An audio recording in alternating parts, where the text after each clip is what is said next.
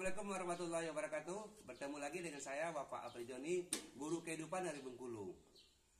Kali ini saya kembali bicara tentang kehidupan. Saya hari ini bicara tentang kebahagiaan rumah tangga. Kebahagiaan rumah tangga ini banyak dipengaruhi oleh lingkungan.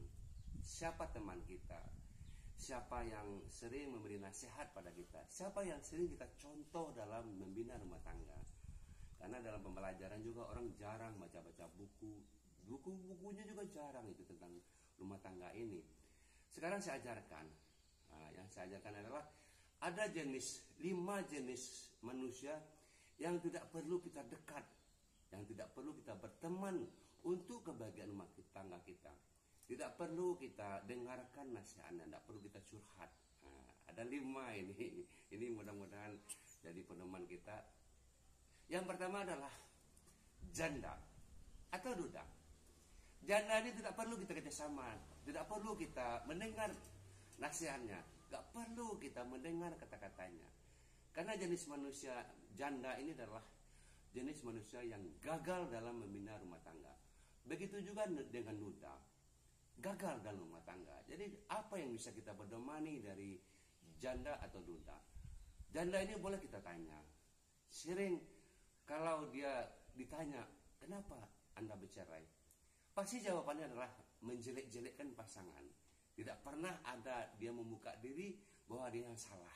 Selalu kata-katanya adalah pasangannya yang salah. Duda juga begitu. Jadi tidak bisa dipedomani omongan atau bicaranya janda atau duda.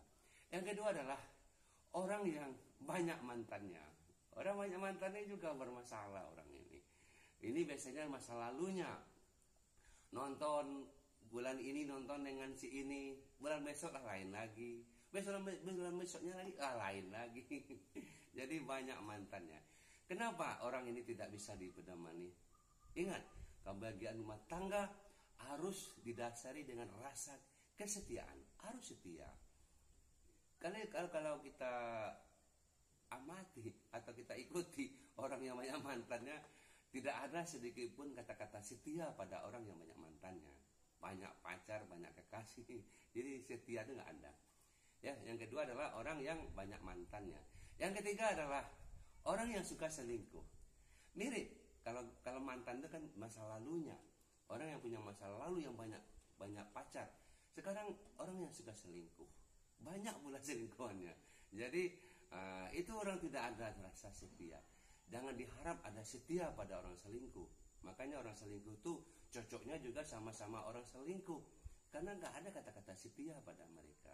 Tidak ada perilakunya yang setia dalam membina hubungan.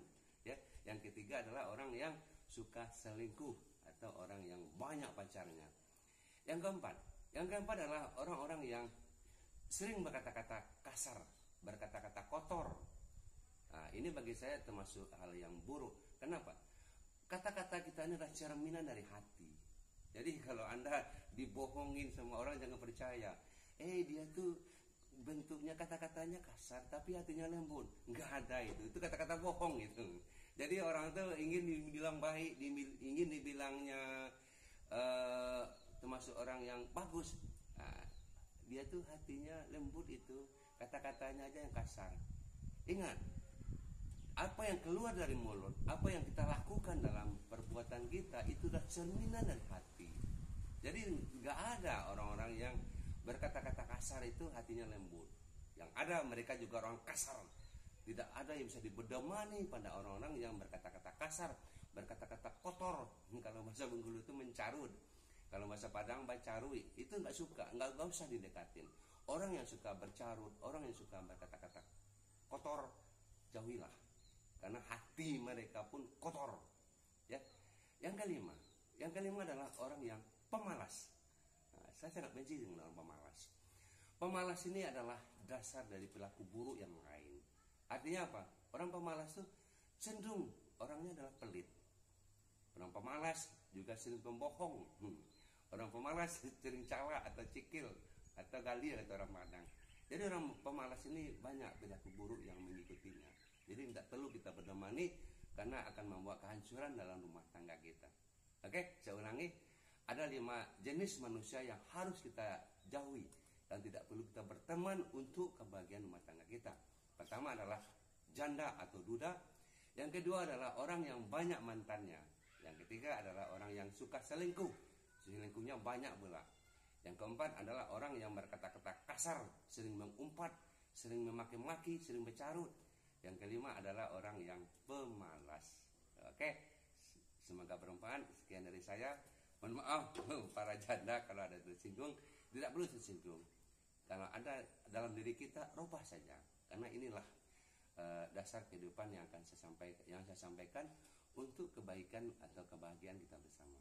Oke, semoga bermanfaat. Sekian dari saya, Bapak Abdul Jani, Guru Kehidupan.